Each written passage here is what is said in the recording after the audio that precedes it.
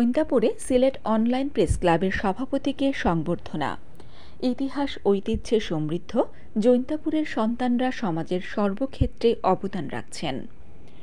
জৈন্তাপুর উপজেলার কৃতি সন্তান দৈনিক আলোকিত সিলেটের ভারপ্রাপ্ত সম্পাদক মোহাম্মদ গুলজার আহমদ সিলেট অনলাইন প্রেস ক্লাবের সভাপতি নির্বাচিত হওয়ায় সংবর্ধনা দিয়েছে জৈন্তাপুর উপজেলার দিগারাইল ছাত্র ও যুব সমাজ।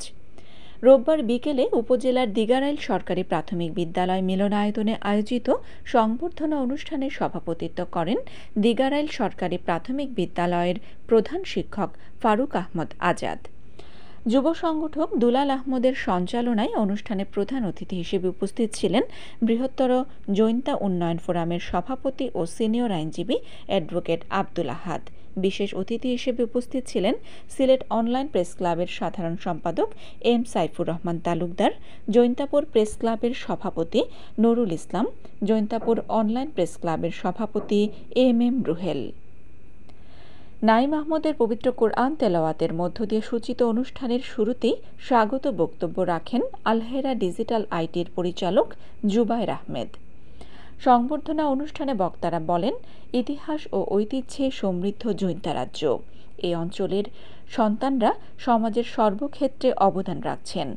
গুলজার আহমদ জৈন্তাপুর উপজেলা থেকে গিয়ে সিলেট জুড়ে আলো ছড়াচ্ছেন।